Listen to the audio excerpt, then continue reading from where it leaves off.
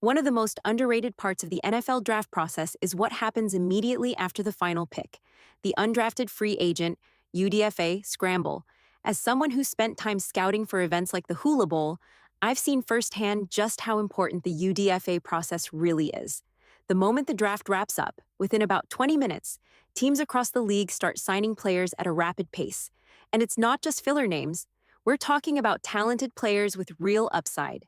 It happens fast, and it can absolutely change a team's future if they find the right hidden gems.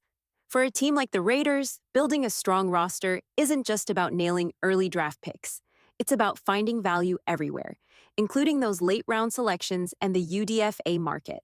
Every year, we see at least one or two undrafted players not only make a roster, but actually become quality contributors. Need an example? Jacoby Myers, one of the Raiders' starting wide receivers, entered the league as an undrafted free agent. This year, the Raiders were aggressive in adding a new group of UDFAs. In today's video, we're breaking down some of those players, a few of whom really caught my attention on tape. Some of them I was already familiar with from events like the Hula Bowl and the Shrine Bowl. After digging into their film, there's a lot to like.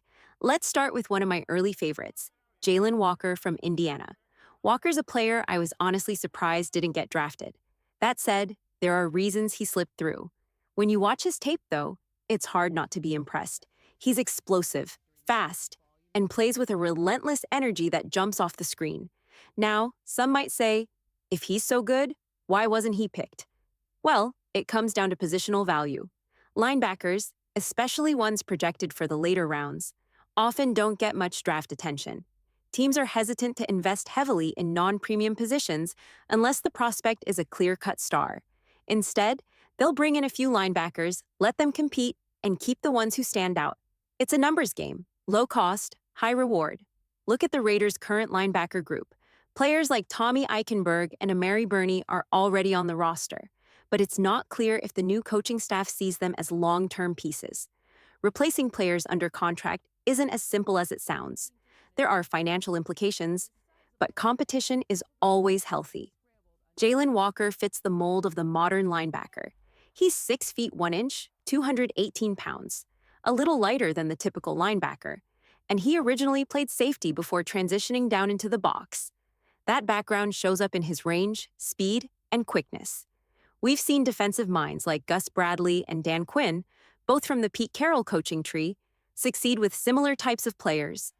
They love taking bigger safeties and molding them into athletic linebackers who can cover ground and fly to the football. Walker fits that style perfectly. Jaylen Walker brings explosiveness to the table, no doubt about it. He's one of the players I'm excited to watch as the Raiders move through training camp and preseason. Will he make the final roster? We'll see. Right now, the Raiders' linebacker room is in a pretty decent spot, but this year could be different. We might finally see some real turnover. In the past, certain players just stuck around, but with a deeper, more competitive group, jobs are absolutely up for grabs. Take Tommy Eichenberg, for example. Even though he was just drafted, if he struggles and someone like Amari Gaynor, who the Raiders picked up last year as a UDFA, steps up and outperforms him, the team could easily move on. Same goes for Amari Burney, who's been with the Raiders a little longer. If players like Jaylen Walker and Amari Gaynor show real upside, they could absolutely force some tough roster decisions. And remember, the Raiders already signed veteran linebackers like Devin White and Ellendon Roberts, and they also drafted Cody Lindenberg in the 7th round. I'll have a full breakdown on Lindenberg's film soon. Spoiler, I'm a big fan. You simply can't carry 12 linebackers into the season, so expect plenty of cuts and shakeups as competition heats up. Now, shifting over to another undrafted pickup I really like. Let's talk about Melo Dodson, cornerback from Kansas. Dodson is a very intriguing addition. He kind of reminds me of Amik Robertson, not because of size, but because of his toughness and nose for the football. Dodson actually has good size at 6 feet 1 inch, 192 pounds, and he had 5 interceptions this past season. 5. That shows real ball skills and instincts, 2 traits you can't teach. Given his production, it's surprising he wasn't drafted. Unlike linebacker, the cornerback position is usually valued highly, but Dodson's 40-yard dash time might have hurt him. Teams often want their corners to run somewhere in the 4.2 to 4.3 range. Dodson ran a 4.59. Not bad, but not elite. Speed matters at corner because you're often tasked with keeping up with the fastest receivers in the league. If you're just a step slower, guys like Tyreek Hill or Justin Jefferson can expose that pretty quickly. Teams worry about whether slower corners can flip their hips, accelerate out of their back pedal, and stay tight in coverage. That said, Dodson brings a lot to the table. According to Lance Zierlein's scouting report, Dodson is an instinctive outside corner with great ball production, good size, and a strong feel for reading routes underneath. While he sometimes struggles to stay connected on deeper routes, his instincts shine in zone coverage. That's huge for the Raiders, because the defense is shifting to a heavy zone scheme under the new coaching staff. The Raiders are clearly targeting longer, more physical players who can tackle, fight through blocks, and thrive in a cover 3 style defense. It won't be a full-time, 100% cover 3 like Gus Bradley used to run, but it'll have that backbone, with the flexibility to shift into man coverage when needed. Bringing in players like Dodson shows the vision: toughness, instincts, size, and the ability to read the quarterback's eyes in zone. Speed might not be everything if you've got the smarts and ball skills to make plays. In a zone-heavy defense like the Raiders are building, safeties turned linebackers have a real advantage. They're the ones who can carry those deep crossing routes across the field, a key role in a cover 3 scheme. Now, as we continue through some of the undrafted free agents and camp hopefuls, it's worth noting the first 2 players I mentioned, Jaylen Walker and Melo Dodson, are guys I believe have a real shot at making the roster. Some of the other names we'll go through might just be camp bodies. I want to be honest with you, I studied the tape of about 7 of these players, but after that, I didn't dive as deep. Speaking of guys I did watch, Melo Dodson continues to impress me. But another name to keep an eye on, Jaw Joyner, edge rusher out of Minnesota. Joyner is an interesting prospect. He's got a good set of pass rush moves, you can see it on tape. And believe it or not, Minnesota has produced some very solid pass rushers recently. I can't recall the exact name right now, but there was another edge rusher from Minnesota who dominated one of the college all-star games, maybe the Senior Bowl, and even earned an invite because of how dominant he was. There's something going on in that Minnesota defensive line room. Whether it's coaching or talent development, they're producing some guys who can really get after the quarterback. Now back to Joyner. He's 6 feet 4 inches, but he's not the most athletic guy. His production wasn't overwhelming either. However, what stands out is the pass rush upside. When you watch him, you'll see flashes, a double hand swipe, a swim move, or a rip move that looks legit. You'll also see some inconsistency, where one play he looks dominant, and the next, he disappears. That inconsistency is probably why he went undrafted. Still, the flashes are exciting, and with a coach like Rob Leonard leading the defensive line, a player like Joyner could absolutely find a path to success. Leonard has already helped a handful of Raiders defensive linemen take a step forward, while former first-round pick Tyree Wilson is still developing. It's important to remember, Rob Leonard probably didn't handpick Wilson. In the first round, coaches have less say, but when it comes to late-round picks and UDFAs, coaches get much more influence. I wouldn't be surprised if Joyner was a Rob Leonard special, a player he personally wanted to work with. If Joyner can refine his quickness and develop a better hesitation move, he could turn into a rotational pass rusher down the line. Another player who caught my eye, switching over to the offensive side now, is Parker Clemens, offensive tackle from Virginia Tech. Clemens is a massive human being at 6 feet 7 inches, 303 pounds. He's got a big frame and long arms. You can't teach size like that. Back in 2021, as a freshman, Clemens earned third-team All-ACC honors from Pro Football Focus, which is pretty impressive for a young player. Last season, he started 13 games at right tackle, logging 734 snaps and helping the Hokies average 178 rushing yards per game. If I'm not mistaken, Clemens also received All-American honors in the ACC, although that detail isn't listed everywhere. Regardless, the film tells the story. He's big, he's powerful, and he moves well enough to hold his own. There's a chance Clemens could move inside to guard at the NFL level. He's got the size and strength for it. Whether at tackle or guard, he's a name to keep an eye on during training camp. Parker Clemens is listed at 6 feet 7 inches, but in reality, he's probably closer to 6 feet 6 inches. Still, he's a big dude with a massive frame. He reminds me a little bit of Caleb Rogers, the offensive lineman we brought in out of Texas Tech, not Washington like I accidentally said earlier. I think there's a good chance Clemens ends up moving inside to guard, just like Rodgers likely will. I watched Parker Clemens' tape from this past season, and I like what I saw, to an extent. And just to be clear, when I say I like a UDFA's tape, I'm saying I believe they have a shot to stick around. Maybe make the practice squad. From there, if they develop, maybe one day they can become a backup or even a starter. If they don't progress, they'll eventually get cut. It's the nature of the NFL. A good example is Dalton Wagner, a UDFA from a couple of years ago that I really liked. Wagner's still hanging around heading into what I believe is his third year. But if he doesn't show major improvement, he could be released this offseason. Remember, teams bring around 90 players into camp every year, and about 40 of them get cut. So when I say I like a UDFA, it's in the context of maybe making the roster, or at least surviving to fight another day on the practice squad. Clemens definitely fits that mold. Moving on, the Raiders also brought in a pair of corners from USC, Greedy Vance Jr. and John Humphrey. Greedy Vance Jr. is listed at 5'11", a redshirt senior. Statistically, he finished last season with 29 tackles, 1 for loss, 1 interception, and 2 pass breakups across 11 games. I'll be honest, I haven't watched his tape yet, but I still wanted to spotlight him because he's an interesting addition. John Humphrey is the other USC corner we brought in. He's got good size at 6 feet 2 inches, 196 pounds. Last season, Humphrey recorded 23 tackles, 1 interception, and 3 pass breakups across 12 games with 3 starts. At the cornerback position, traits really matter.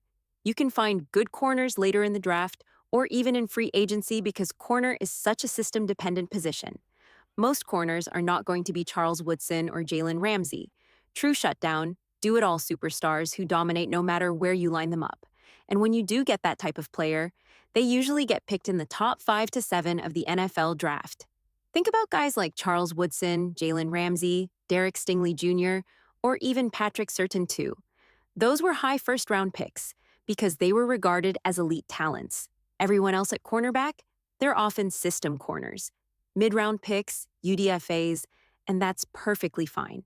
If you actually go back and look at the starting corners across the NFL last year, most weren't first-round picks. Compare that to other premium positions, like quarterback, offensive tackle, or defensive tackle, where the majority of starters are first-rounders. At cornerback and linebacker, it's different. You find contributors all over the draft board. So we'll see what Greedy Vance Jr. and John Humphrey can bring to the table. I like Humphrey's size, and if he can develop and take to coaching, he might find a role. This is definitely one of the more interesting groups the Raiders have brought in post-draft. I'm not even sure if Malik Williams is actually going to play quarterback for the Raiders. He wasn't even the starting quarterback at UNLV to begin last season. If I remember right, he took over after their original starter transferred mid-season. Don't quote me 100% on that, but I think that's what happened. The Raiders brought in multiple quarterbacks after the draft, and honestly, I'm not sure if these guys are here strictly to compete at quarterback, or if there's something else going on. Maybe the plan is to bring in super smart players and move them around, like line them up in the slot as receivers or gadget guys. Give Juno Smith more weapons, more options, who knows. But for now, Malik Williams, quarterback, UNLV, is officially part of the roster. The Raiders also brought in a handful of other players I'll run through a little quicker. Didn't really get to dive into their tape, except for one guy I'll mention when we get there. First up, Trayvon May, defensive lineman from Baylor. Kind of an interesting pickup when you consider how loaded the Raiders already are on the defensive line. Between drafting 2 more linemen this year, the young guys we've added the past few drafts, and veterans like Christian Wilkins and Adam Butler already locked in. It's a crowded room.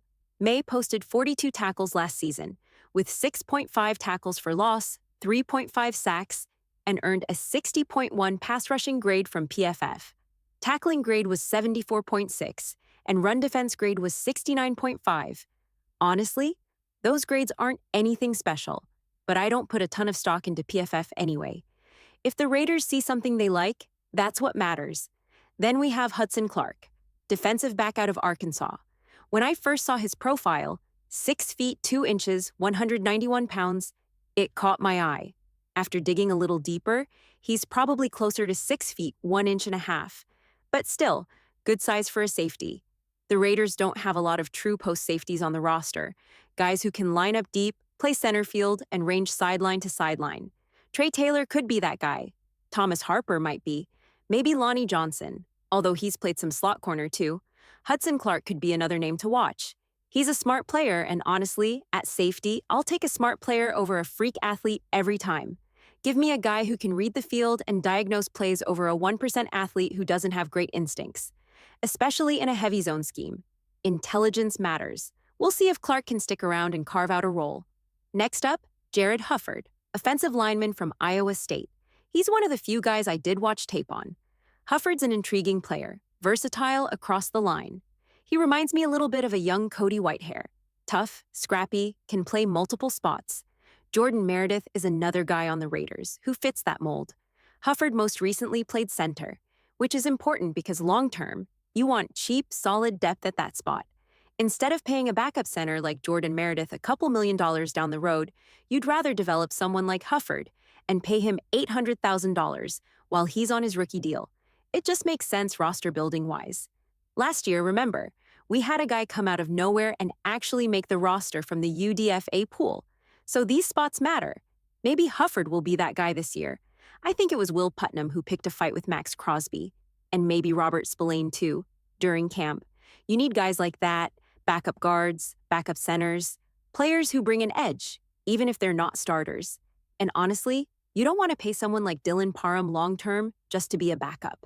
You're either a starting caliber player or you're on a really, really cheap rookie contract. A UDFA deal, if possible. Jared Hufford is someone to keep an eye on.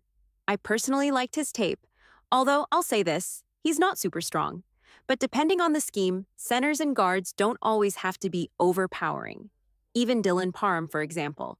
In this new heavy outside zone scheme, it fits him really well despite not being the strongest guy.